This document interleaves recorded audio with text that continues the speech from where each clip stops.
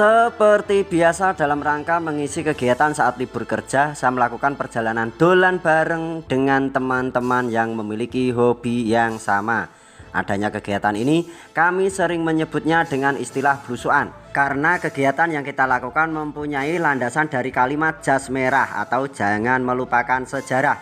Kalimat tersebut pernah dicetuskan oleh beliau Bapak Presiden pertama Indonesia, yaitu I.R. Soekarno, saat melaksanakan pidato kenegaraan. Kalau istilah orang Jawa, ojo kepaten obor, yang artinya sebuah ungkapan dari bahasa Jawa ditujukan kepada silsilah keluarga yang mempunyai pesan kepada generasi berikutnya untuk menjaga silaturahmi supaya jangan sampai terputus kekeluargaannya. Bahkan kalimat tersebut juga dipakai dalam filsafat sejarah yang artinya jangan sampai putus untuk mengenang perjuangan para pahlawannya saat mengusir penjajah di muka bumi pertiwi ini. Kedua filsafat tersebut memiliki tujuan yang sama, yaitu bangsa yang besar adalah bangsa yang mau atau mampu mengingat jasa-jasa para pahlawannya, saat menyatakan bahwa diri saya bukan jebolan dari akademis yang memuat tentang perjalanan jenjang pendidikan sekolah perguruan tinggi, entah perguruan tinggi negeri ataupun swasta. Yang jelas, saya senang melakukan sebuah perjalanan yang menurutku bermanfaat untuk saya pribadi, syukur-syukur bermanfaat untuk orang lain. Tujuan blusukan kita kali ini adalah sebut saja wisata religi atau lebih dikenal dengan istilah ziarah. Ziarah di sini memiliki arti sebuah tindakan atau praktik sebagai besar umat beragama yang memiliki makna moral yang penting. Kadang ziarah dilakukan di suatu tempat yang suci bagi umat yang meyakini dan mengimaninya. Tujuannya adalah mengingat kembali, meneguhkan keyakinan atau mensucikan diri. Sedangkan untuk kegiatan wisata religi itu mendatangi atau menyewani, sowan dalam penyebutan bahasa Jawa, ke makam leluhur. Adapun tindakan kita saat melakukan ziarah makam, yang pertama mendoakan, dua mengenal tokoh tentang siapakah beliau yang dimakamkan, ketiga menelusuri jejak tentang kepahlawanannya, keteguhannya, kearifannya, kebijaksanaannya, kedermawanannya, dan hal yang baik tentang beliau. Namun untuk kesemuanya itu tidak komplit jika saya hanya mengenal lewat cerita atau legenda saja. Setidaknya pribadi saya bisa mengupas cerita, mungkin juga bisa menemukan setitik sejarahnya tentang sepak terjang dan ketangguhannya. Keinginan saya untuk mengenal beliau walaupun lewat gambaran atau visual pahatan batu nisan beserta jirat makam, setidaknya saya bisa atau tahu tentang asal usulnya.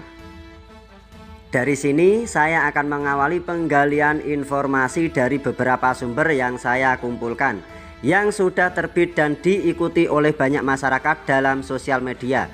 Tentunya dari sumber alamat yang saya rangkum, karena yang kita kupas kali ini adalah siapakah yang dimaksud dengan Kyai Ageng Rogosasi. Jika menurut sumber yang beralamatkan https://www.nu.or.id berpendapat dengan analisanya yang ditulisnya. Analisa tersebut menerangkan bahwa Kyai Ageng Rogosasi dinyatakan seorang tokoh ulama yang menyebarkan agama Islam di Desa Tumang, yang diceritakan masih keturunan Kanjeng Sunan Ampel. Alamat tersebut mendapatkan sumber dari seorang warga setempat sebelum menuju ke rumah pakuncen makam Kyai Ageng Rogosasi. Namun dalam kisah cerita perjalanan sang penulis kurang beruntung. Saat mendatangi rumah yang dimaksud, pakuncen makam sedang tidak ada di rumah karena ada keperluan mendadak keluar kota. Sang penulis menyebutkan nama salah satu orang yang ikut dalam rombongan tersebut. Sang penulis menyebutkan dengan sebutan Sang Pangeran Mataram Islam. Sang penulis pun juga memaparkan suatu kejadian tentang beliau. Pangeran Mataram Islam tidak mau pulang dengan tangan hampa, sampai pada akhirnya beliau menemui salah satu warga setempat dan menggali informasi tentang siapakah sebenarnya Kyai Ageng Rogosasi yang dimaksud. Informasi yang diberikan pun menyambungkan tentang keeratan hubungan antara Kyai Ageng Rogosasi dengan Mbah Wali Hasan Munadi Nyatnyono, termasuk jalur keilmuannya. Berikut kelanjutan informasi yang didapat dari warga menyebutkan Kiai Ageng Rogosasi merupakan murid dari Kanjeng Sunan Kalijaga. Aktivitas yang disebutkan oleh Kiai Ageng Rogosasi sebagai penyebar agama Islam di Desa Tumang dengan sahabatnya yang bernama Ki Empu Supondrio, bahkan sampai mendirikan bangunan masjid beserta padepokan yang difungsikan untuk belajar menuntut ilmu keagamaan. Sang penulis juga menyebutkan tentang ajaran yang disampaikan oleh Kiai Ageng Rogosasi dengan Empu Supondrio. Ajaran tersebut dikenal dengan sebutan Tauhid Panembahan Sejati Tunggal, sampai menceritakan akhir hayat beliau berdua sampai pada akhir pemakaman kedua di puncak bukit kecil yang terdapat di Desa Tumang, Cepogo, Boyolali.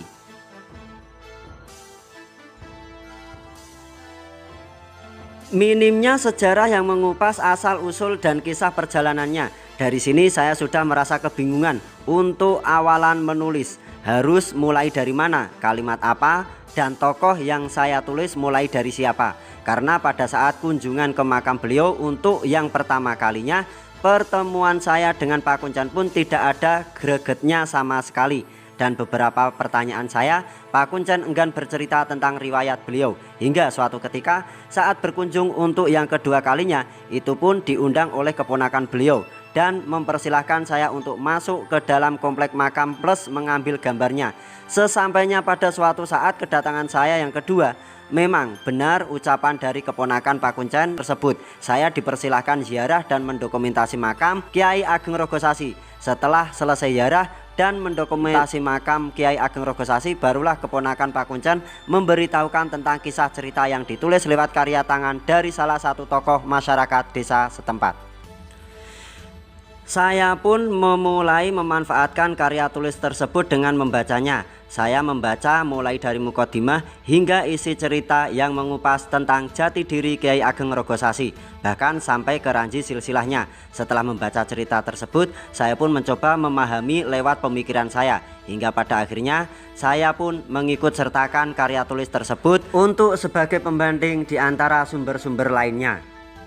Untuk sumber yang kedua kali ini dengan alamat https://www.laduni.id.pos berpendapat dengan analisanya sebagai berikut. Kiai Ageng Rogosasi merupakan tokoh ulama yang mendirikan Kampung Tumang, Cepogo, Boyolali, sekaligus penyebar agama Islam di Desa Tumang. Alamat ini menyebutkan bahwa Kiai Ageng Rogosasi masih mempunyai silsilah dari Kerajaan Mataram, memiliki nasab dari Kanjeng Sunan Kalijaga. Kelanjutan dari informasi yang disampaikan sang penulis, Kiai Ageng Rogosasi merupakan seorang pangeran dari Kerajaan Mataram Islam. Beliau adalah putra pertama dari Amangkurat I, pasangan dari permaisuri yang bernama Ratu Labuhan. Penyebutan tokoh terkemuka dengan nama Empu Supondrio di antara tokoh keduanya. Mereka bersama-sama menyebarkan agama Islam di daerah Gunung Sari, Desa Tumang, Cepogo, dan ajaran yang disampaikan memiliki makna yang sangat mendasar yang dikenal dengan ajaran Tauhid Penambahan Sejati Tunggal. Sumber terkait yang membahas tentang Kiai Ageng Rogosasi saya cantumkan lagi. Kali ini saya mengutip dari salah satu alamat https://cepogo-boyolali.desa.id, menyampaikan lewat karya tulisnya dengan isi sebagai berikut. Sejarah desa mencatat dan menggambarkan bahwa saat ini sebagian masyarakat masih tabu mengungkap silsilah dari Kiai Ageng Rogosasi karena masih kesulitan mencari informasi. Dari penelusuran data yang dilakukan oleh tim penulis dan informasi yang didapat konon masih kabarnya, berarti belum bisa divalidkan atau belum bisa dipertanggungjawabkan keabsahannya. Dalam narasi sebuah karya tulis menyatakan bahwa pendiri atau sesepuh pertama kali yang bubak yoso Desa Tumang adalah Ki Ageng Rogowulan. Beliau seorang pangeran dari Kerajaan Mataram Islam. Beliau adalah putra pertama Amangkurat I yang menjadi raja kala itu pada tahun 1619 sampai 1677 yang menikah dengan permaisuri Ratu Labuhan. Babat Jawa mengisahkan antara Ki Ageng Pemanahan dengan Ki Ageng Giring terikat suatu perjanjian yang berisikan barang siapa yang lebih dulu minum air kelapa muda sekaligus yang berada di dalam rumah, maka dialah yang menurunkan raja. Namun sial bagi Ki Ageng Giring, saat berkunjung ke rumah Ki Ageng Pemanahan, ternyata yang lebih dulu meminum kelapa muda tersebut adalah Ki Ageng Pemanahan, padahal yang mendapatkan wahyu untuk meminum air degan tersebut adalah Ki Ageng Giring. Mendapati sebuah kekeliruan, Ki Ageng Giring pun menyesali adanya perjanjian tersebut, sehingga Ki Ageng Giring meminta belas kasihan kepada Ki Ageng Pemanahan agar keturunannya kelak dapat menggantikan keturunan Ki Ageng Pemanahan menjadi raja? Jawaban dari Ki Ageng Pemanahan adalah nanti setelah keturunan ke-7, kemungkinan keturunanmu yang akan meneruskan menjadi Raja Mataram. Bahkan penulis mengikut sertakan daftar raja yang tercatat dalam penelusuran sejarah Desa Tumang sebagai berikut. 1. Panembahan Senopati putra dari Kiai Ageng Pemanahan. 2. Panembahan Hanyokrowati. 3. Panembahan Martapura. 4. Sultan Agung Hanyokrokusumo. 5. Amangkurat 1. 6. Amangkurat 2 dan 7. Amangkurat 3.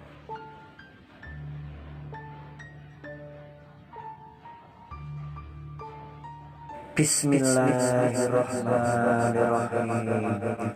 Assalamualaikum ahlat diyar minal mu'minin wal muslimin wa inna insyaallah lalahikun as'alullah lana walakumul afiyah.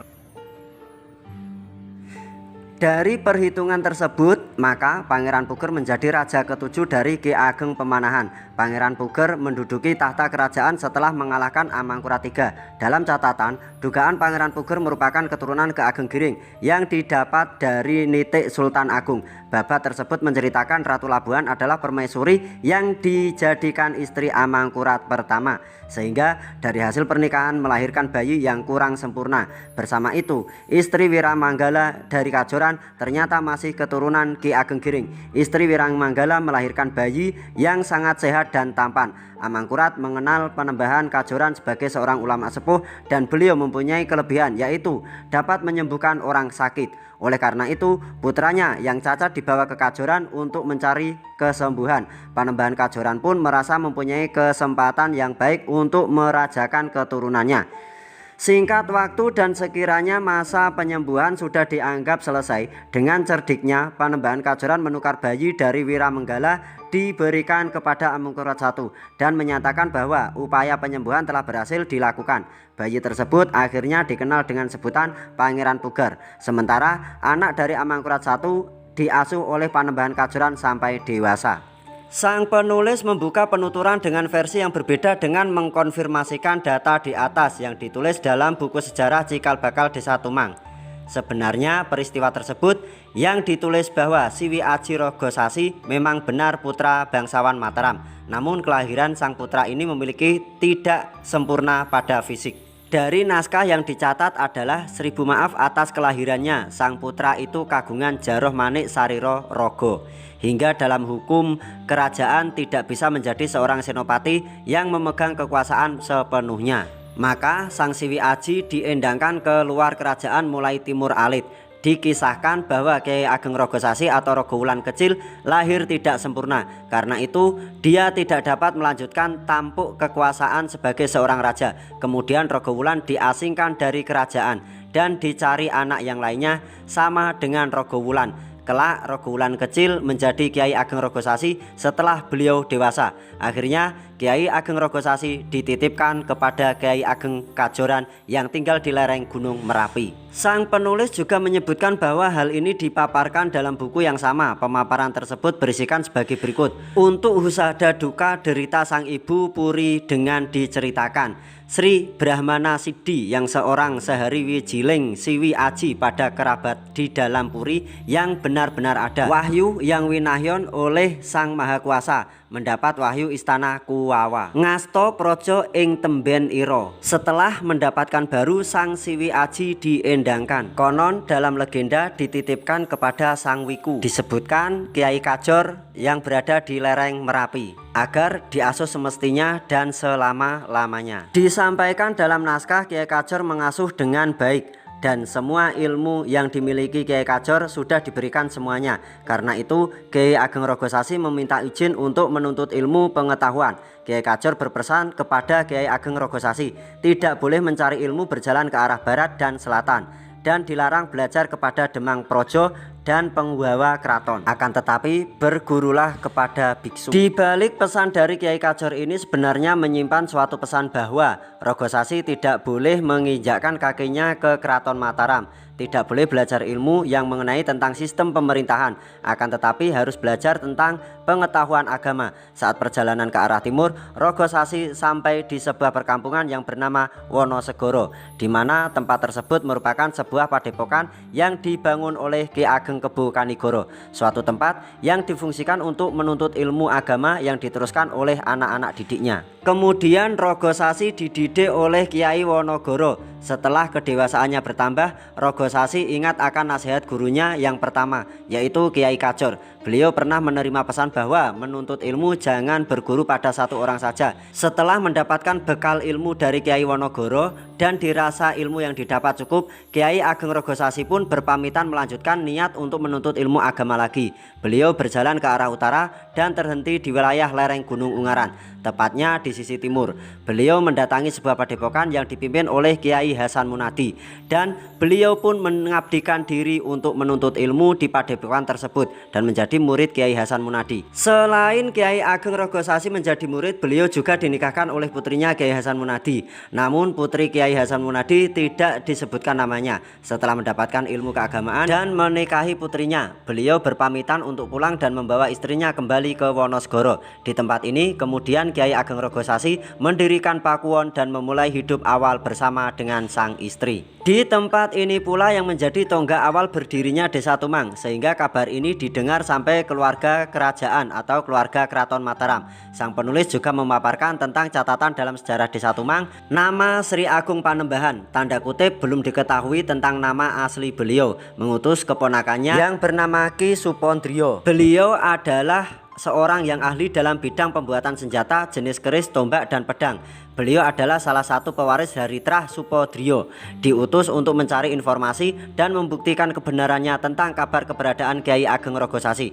Penulis juga menyelipkan hasil tulisannya yang dikutip dari sumber yang menyatakan utusan tersebut berisi dan memiliki arti sebagai berikut. Sri Agung Panembahan mengutus pulunannya bersama Supondrio untuk menyatakan keadaan Siwi Aji. Apabila benar, Empu tidak perlu kembali ke Kota Gede, baik Lestari kumpul bersama dengan Sang Wiku Winardi menjadi penjawatnya.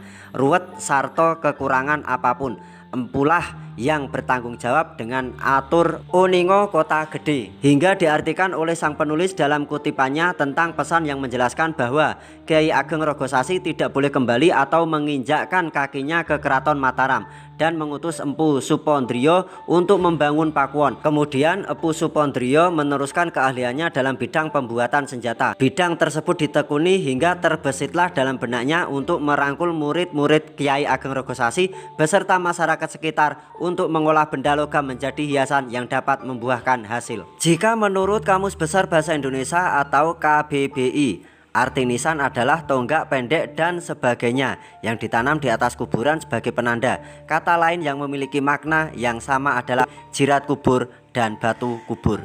Sama dengan halnya penanda atau batu kubur, nisan telah mengalami perubahan pada setiap eranya.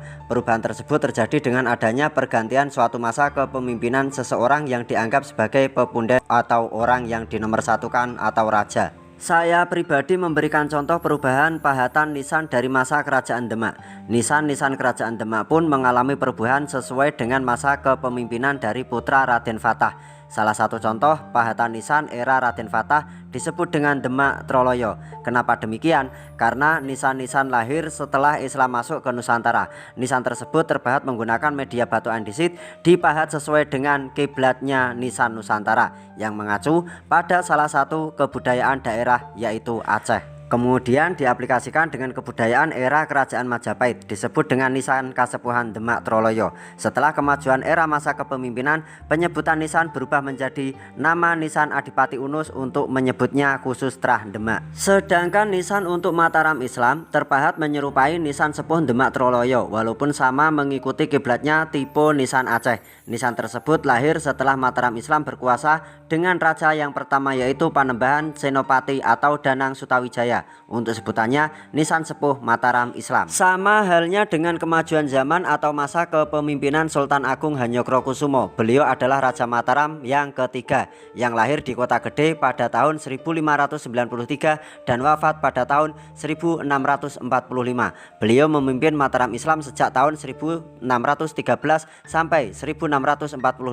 Nisan pada masanya disebut dengan Nisan Ageng Hanyokrokusuman. Perubahan pada nisan pun terjadi setelah lahirnya Amangkurat. Jika diamati secara seksama, nisan Mataram Islam era Sultan Agung Hanyokrokusumo dengan nisan Mataram Islam era Amangkurat memiliki perbedaan tipis atau serupa tapi tidak sama. Yang membedakan adalah pahatan nisan pada kembang awannya. Nisan Mataram Islam Amangkurat disebut dengan langgam Amangkurat atau lebih dikenal dengan langgam Mataram Islam Hanyokrokusuman Alit. Perubahan pada nisan Mataram Islam ini pun tidak terhenti sampai di sini saja. Perjalanan nisan Amangkurat terbilang cukup lama jika dibanding dengan pahatan nisan Mataram Islam Sepuh dan langgam Hanyokrokusuman Ageng. Dikarenakan kemajuan masa atau era kepemimpinan terus terjadi setelah Perjanjian Giyanti pada tanggal 13 Februari 1755.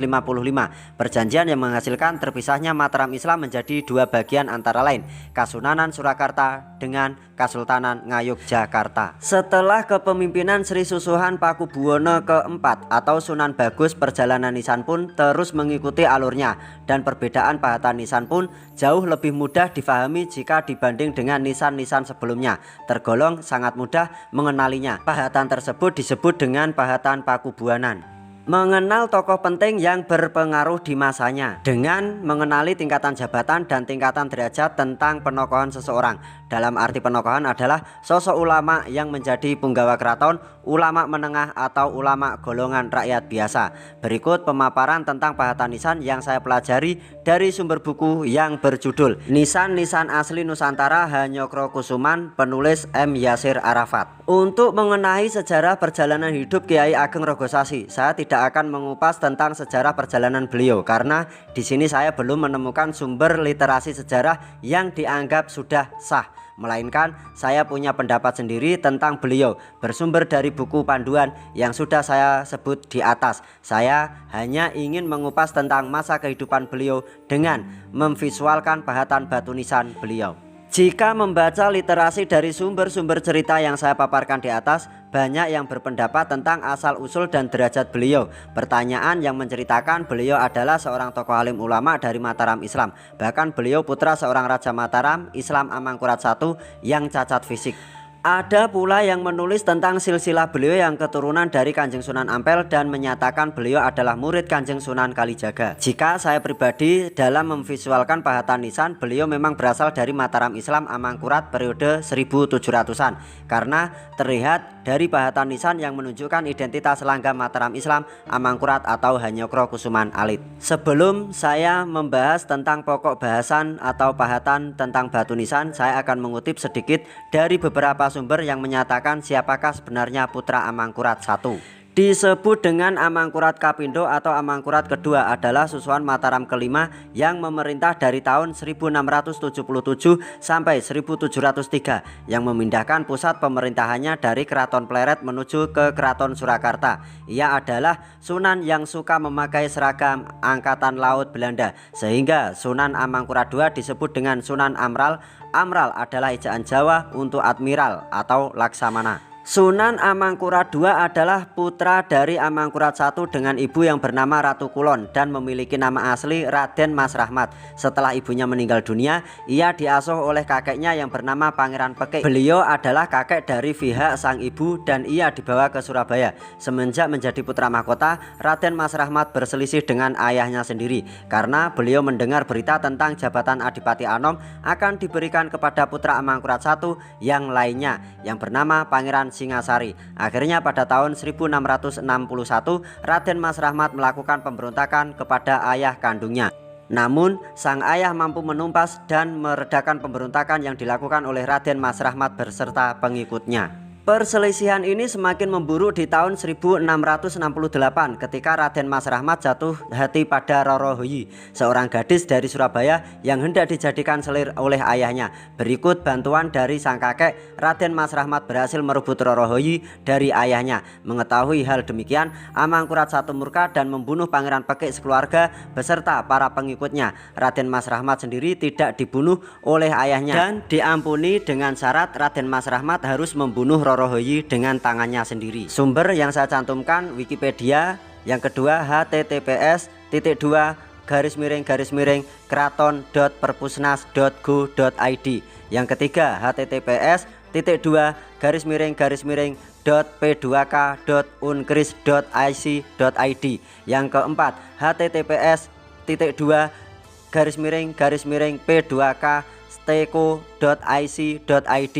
Yang kelima https://p2k.undaris.ic.id. Yang selanjutnya solopos.com mengutip dari sumber Stiki Malang. Dari kutipan yang saya petik dari salah satu sumber dengan alamat https://www.kompas.com menyatakan dengan analisanya sebagai berikut. Salah satu istri Sunan Amangkurat I memiliki dua permaisuri yang bergelar Ratu Kulon dan Ratu Wetan. Dari Ratu Kulon beliau mendapatkan putra mahkota yang bernama Raden Mas Rahmat atau Sunan Amral, yang lebih dikenal dengan Sunan Amangkurat II, yang kemudian mewarisi tahta Mataram. Sedangkan dengan permaisuri Ratu Wetan, Sunan Amangkurat I memiliki keturunan bernama Pangeran Puger yang kemudian bergelar Pakubuwono I. Sumber yang menerangkan tentang ranji silsilah putra dan putri dari kedua istri Sunan Amangkurat I adalah https://www.liputan68.com oleh Dr. Purwadi M. Hum menerangkan dengan analisanya. Menerangkan tentang putra dan putri yang lahir dari Kanjeng Ratu Mas Surabaya. Yang pertama Raden Mas Rahmat Abdullah. Pernikahan Amangkurat I dengan Siti Komariah atau Raden Mas Surabaya telah lahir Raden Mas Abdurrahman Abdullah atau Cak Ning, yang kemudian mewarisi tahta menjadi Susuhan Amangkurat II. Yang kedua Raden Ajeng Pamot Karnaningsih, putri Sunan Amangkurat I yang cantik jelita berbudi luhur. Beliau menikah dengan Adipati Wirosari, Bupati Pamekasan Madura. Yang ketiga Pangeran Haryo Ronggo Satoto, terkenal dengan ahli di bidang maritim. Pangeran Haryo Satoto diangkat menjadi Direktur Pelabuhan Tanjung Perak Surabaya, yang menikah dengan Diah Pertiwi Putri Adipati Undakan Cakraningrat, Bupati Bangkalan Madura. Yang keempat Raden Ajeng Surati Mundayati, putri Amangkurat I ini menikah dengan Pangeran Haryo Mangkuyudo, putra Adipati Yudonegoro, Bupati Sumenep Madura. Berikutnya putra dan putri yang lahir dari Ratu Kencono Semarang. Yang pertama Raden Derajat atau Pangeran Puger, sejak tahun 1708 bergelar Sinuhun Pakubuwono I. Yang kedua Gusti Pangeran Haryo Martosono, yang menikah dengan Siti Aminah putri Adipati Maoneng Notokusumo, Bupati Pemalang. Putra yang ketiga yang disebut dengan Gusti Pangeran Haryo Singosari menikah dengan Raden Ajeng Rengganis, putri Adipati Surodipuro, Bupati Banyumas. Berikutnya Gusti Pangeran Haryo Silorong menikah dengan Raden Ajeng Supartini, putri Adipati Mangun Oneng, Bupati Pati. Gusti Pangeran Haryo Panular menikah dengan Raden Ajeng Irem-Irem, putri Adipati Hastro Suto, Bupati Panjer Kebumen. Gusti Raden Ayu Susrini Tanjung Biru menikah dengan Tumenggung Danurejo, pejabat Karti Praja atau pejabat umum Kraton Mataram.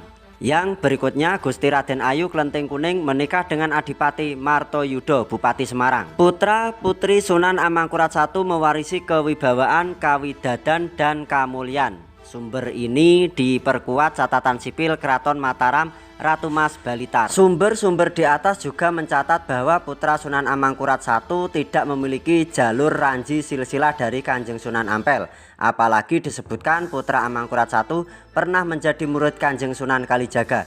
Kehidupan masa para wali terjadi pada tahun 1500-an, sedangkan Sunan Amangkurat II hidup pada masa pemerintahan Mataram Islam Amangkurat tahun 1700-an. Jadi catatan di atas tidak valid atau hanya sekedar cerita rakyat saja, jika mengingat rentan waktunya cukup panjang mencapai 200 tahun. Dari beberapa narasumber yang saya cantumkan, satu pun tidak menyebutkan nama Rogowulan ataupun Kiai Ageng Rogosasi di antara keturunan dari kedua istri Sunan Amangkurat pertama. Kalau pendapat saya pribadi tentang siapakah beliau yang disebut dengan Kiai Ageng Rogosasi, saya sebutkan salah satu sumber yang menyinggung tentang masa kehidupan beliau adalah penulis yang mengatasnamakan Sejarah Desa Tumang, menyebutkan dalam catatannya bahwa sepak terjang Kiai Ageng Rogosasi terjadi di masa pemerintahan Amangkurat. Jika saya memvisualkan pahatan nisan yang dijadikan identitas, pahatan nisan tersebut berlanggam Mataram Islam, Amangkurat atau Hanyokro Kusuman Alit. Beliau juga seorang tokoh ulama besar di masanya. Yang perlu diingat, beliau bukan putra dari Sunan Amangkurat pertama. Banyak hal yang perlu dan harus kita ketahui tentang kehebatan leluhur Nusantara yang telah menorehkan sejarah bangsa yang patut kita kagumi, yang mampu memberikan warisannya kepada kita untuk kita jaga dan kita lestarikan. Kita pun berharap supaya warisan tersebut sampai ke anak cucu kita, supaya mampu bercerita, supaya mampu membenarkan sejarah yang mengungkap betapa hebatnya leluhur Nusantara saat nenek moyang kita masih berdiri tegak di masanya.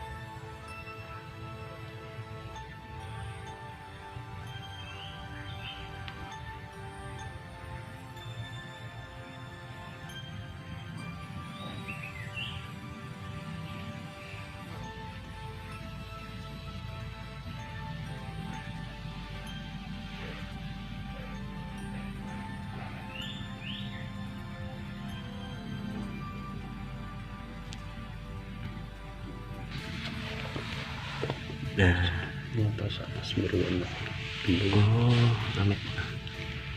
nah seperti inilah makam beliau Mbah Kiai Rogosasi. Dulunya memang batuan berundak ya Om ya, cuma di semen ya supaya ndak roboh, maksudnya gitu kan. Berarti ini batu ya Om ya? Nggih, batu niki lah. Ini batu. Nah, ini batu. Nah, replikasi, hampir mirip replikasi dengan makam yang di belakang, yang di depan maksudnya, yang di depan. Replikasi kayu, karena di banyak sih makam-makam sebelum aula sini atau cungkup yang berketempatan dengan makam beliau Mbah Rogosasi, jirat juga kejingnya itu dari kayu jati. Masuk enggak apa-apa Om ya? Tak mendengar kejing Derek langkung nyuwun saya kumbai kalau sing mriki mau nggih. Oh, Dari belakang. Nah, mriki ngoten. Nah,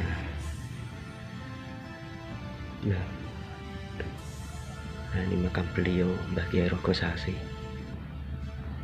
sangat istimewa. Mataram Islam. Nah, beliau Mataram Islam.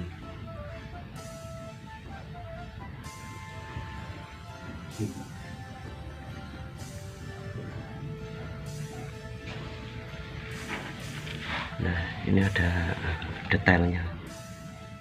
Nah, detailnya seperti ini.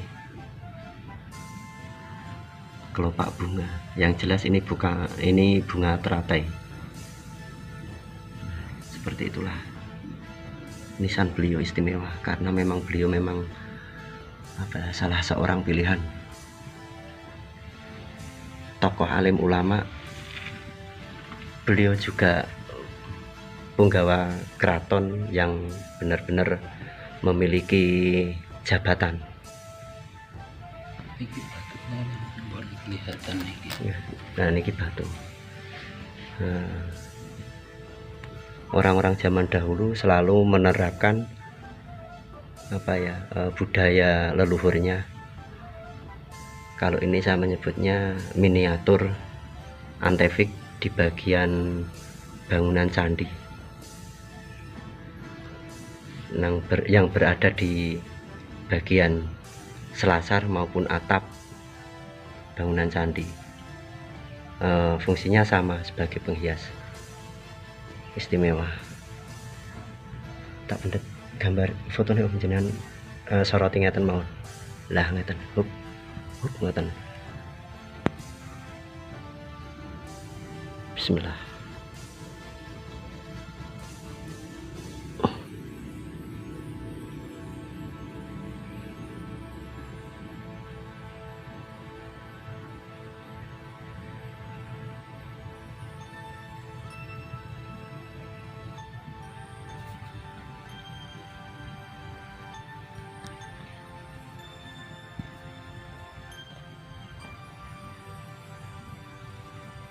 Nah, untuk nanti silsilah dari Mbah Hasan Munadi juga berasal dari beliau. Jadi Mbah Hasan Munadi itu beliau tidak pernah hidup di erane kerajaan Demak. Bahkan dari sumber cerita mengatakan Mbah Hasan Munadi itu kakak dari Raden Patah tapi beda ibu. Nanti kita bisa kasih keterangan lewat ranji silsilah beliau. Era Mataram Islam. Mbon Mas, nggo. Sampun. Mbon.